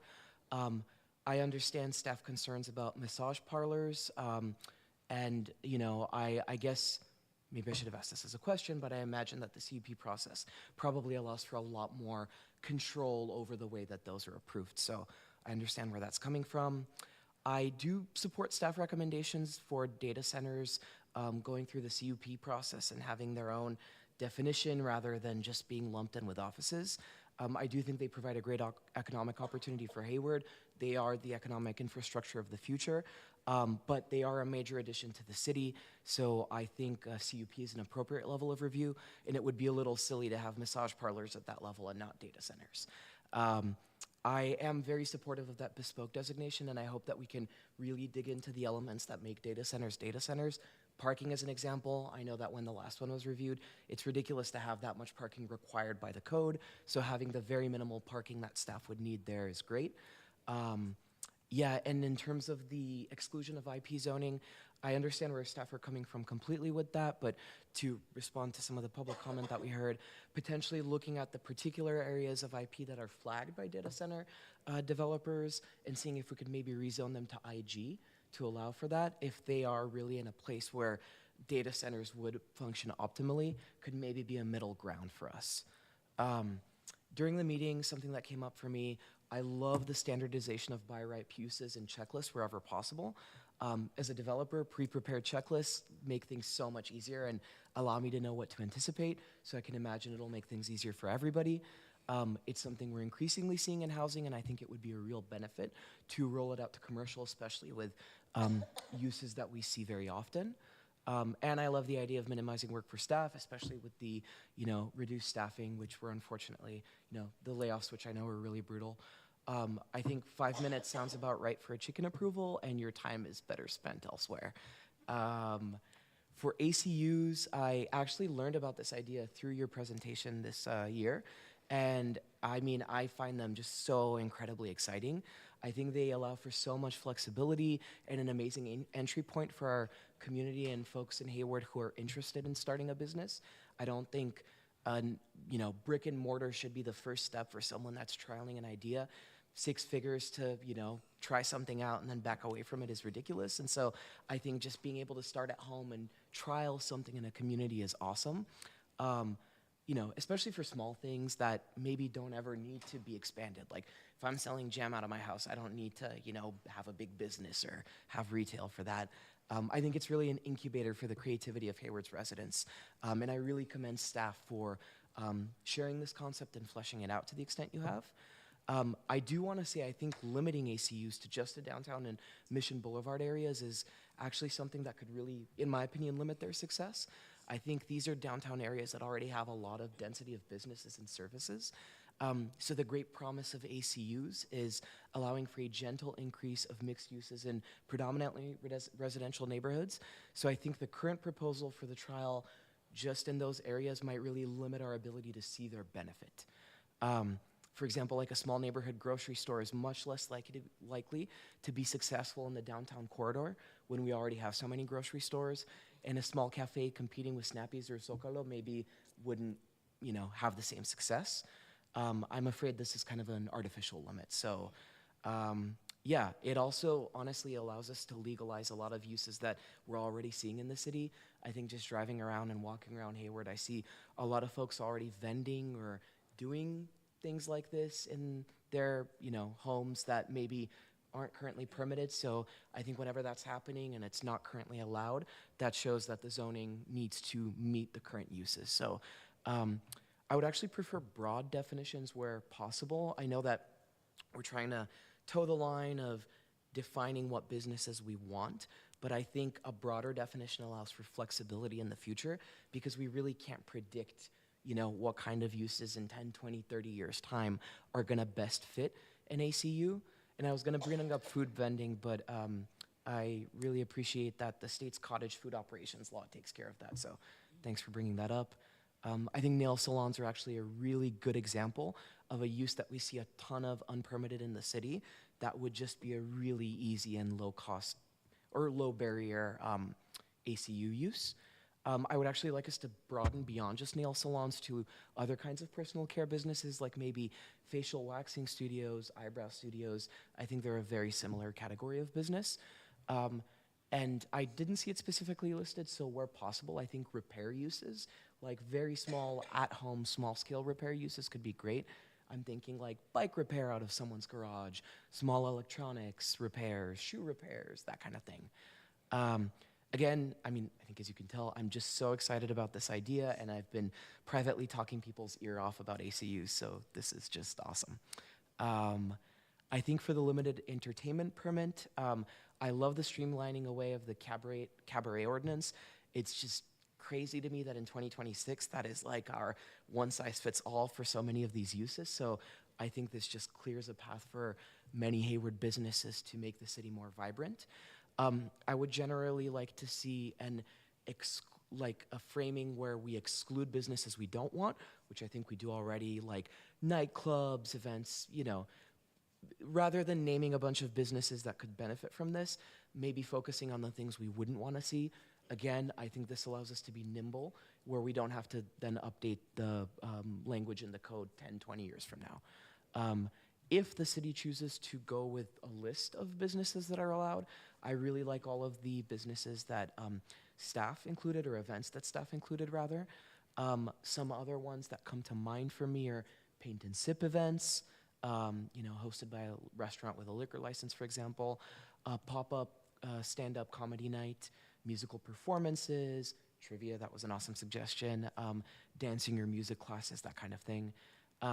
To me, when I was reading the language of the code, it still seems to imply that any sort of event with a crowd would require a cabaret, you know, a cabaret permit. So I think just making sure that that language is really clear, and we really, or staff really focuses on just those larger scale nightclub 100+ people events. Yeah.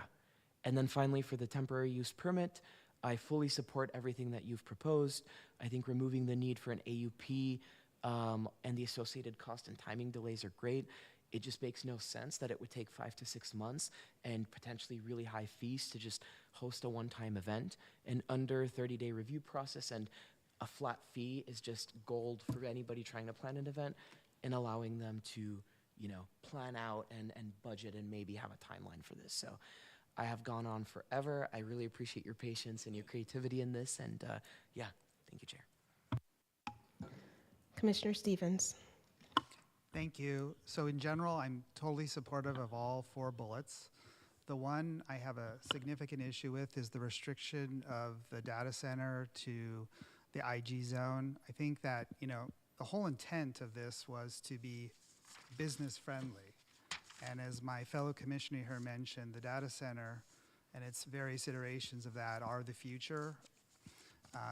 And I'd suggest that while, you know, all of these changes and modifications are great, most of these businesses are soft businesses. I mean, yeah, they're necessary, but they're not earth-shattering businesses. They don't change the face of the city, right? The data center and how it operates really is an important thing. You know, Hayward's very lucky. It has 2 data centers. Thank you, Prologis, for being here tonight. I think that's a strong indication that there's economic forces at work that show that Hayward is a great place. And I think there's 2 data centers that are here. They're mega data centers. That is not the scale that all data centers take. I would encourage folks to look in the Bay Area. There's data centers only in San Jose, Sunnyvale, Santa Clara, Palo Alto, San Francisco, Oakland, Emeryville, and Fremont.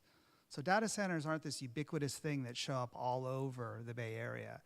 I think it's overly restrictive to say that they are an environmental impact. I think the CUP process is a good way of looking at that. I would encourage this to be rewritten and reevaluated, because to limit data centers to the IG district is overly restrictive, and it also doesn't accommodate sort of the future changes of how we may produce power in the future, what these things might look like. I'd also encourage folks to look at, there's a new impetus to start decentralizing power generation, and the data center could potentially be that. And yes, there is environmental impact associated with all these things, but you know what? Our world wouldn't work without the data center. These things are going to show up throughout the world. It would be good to be able to take advantage of some of that economic interest. So I really, if this is about creating a business-friendly Hayward, I would make sure that we invest in really what a real business is for the future. Thank you. Commissioner Goodbody. Thank you. I'm going to make this short because I think I'm losing my voice. I also, like Commissioner Stevens, agree with all 4 bullets, and I really appreciate planning staff's work on this. I know that, we are asking a lot of you to, be encyclopedias of the codes and the proposed changes, and we're also asking you to be the planning counter, and we're also asking you to interface with all the community groups and not knowing what, they're going to throw at you. So I really appreciate all the hats that you are able to wear so well in the work that you do and in the work that you bring to us. I do have an issue with the last bullet with the data centers. I would really like to see,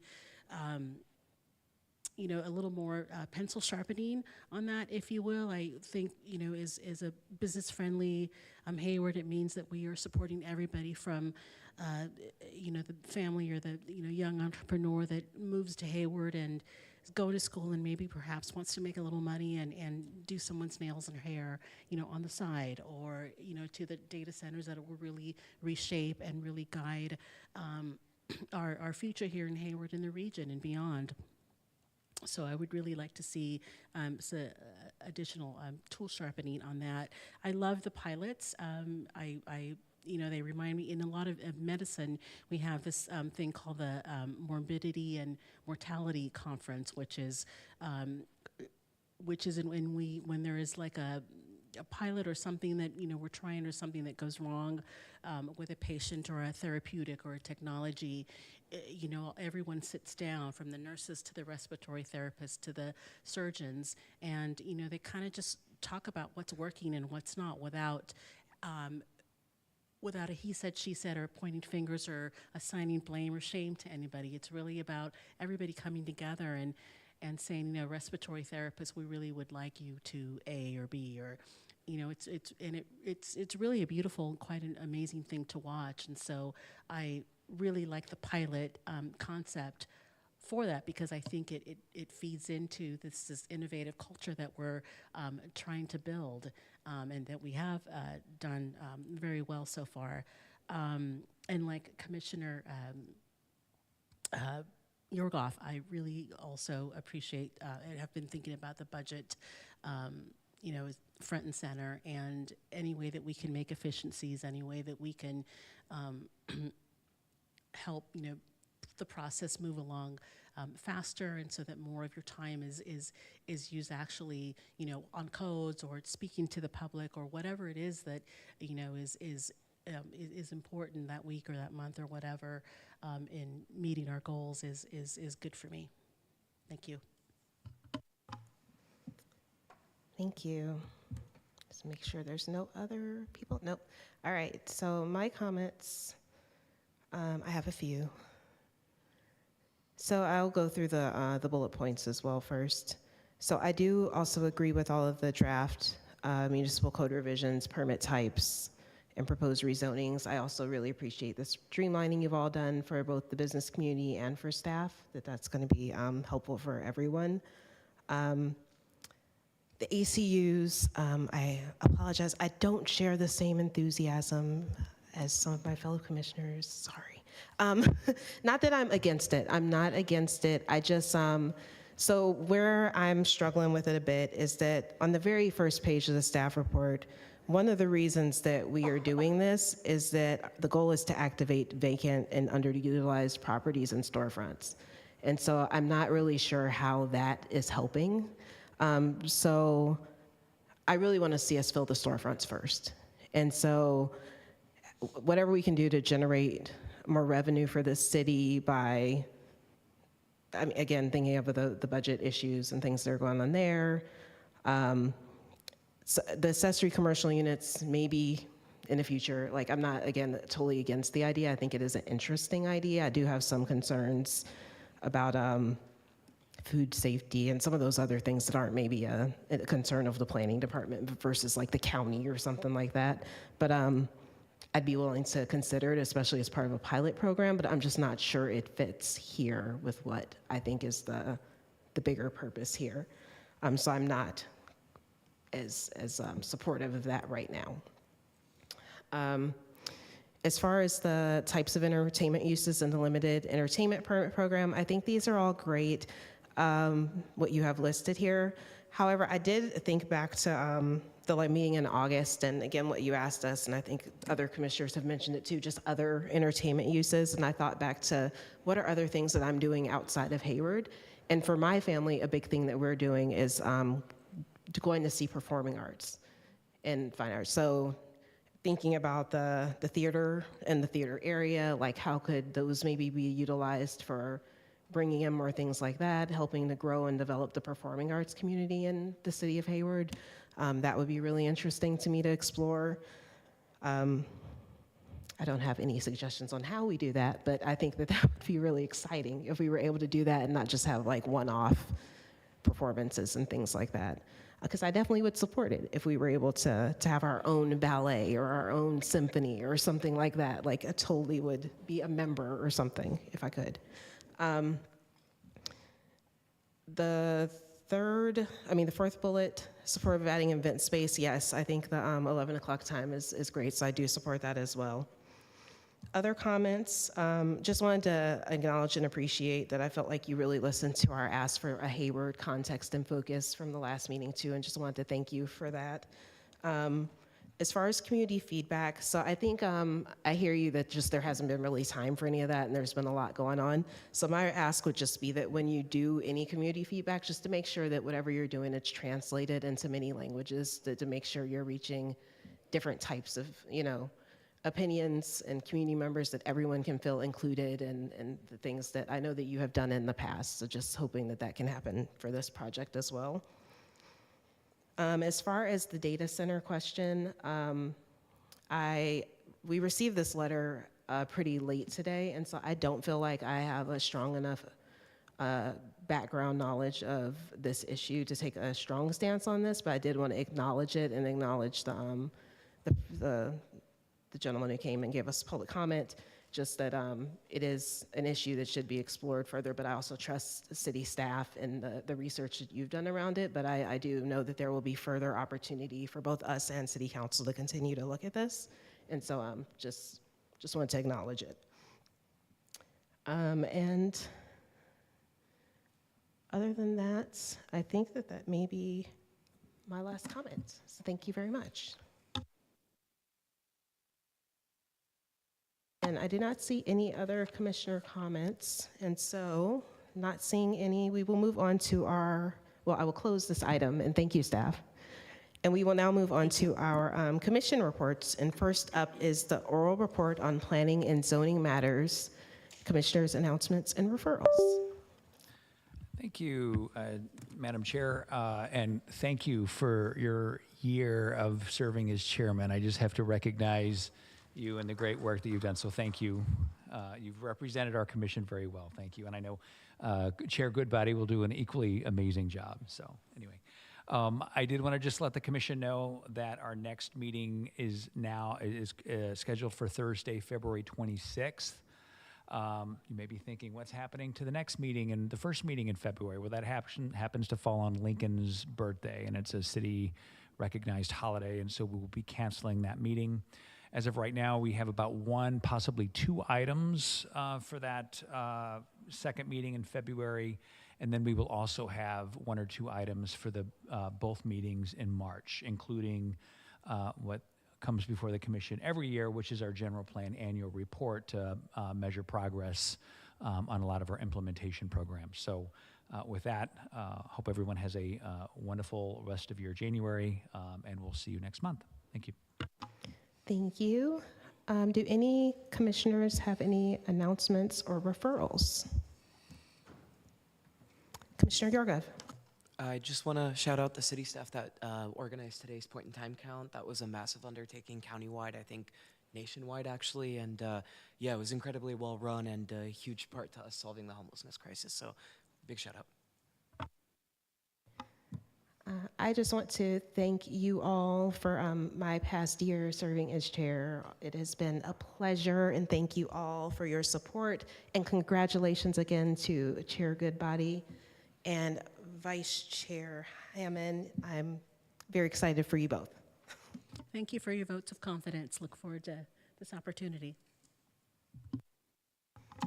Great, and so with that, again, our next meeting will be on February 26th, and our meeting is adjourned at 9:10 p.m. Thank you.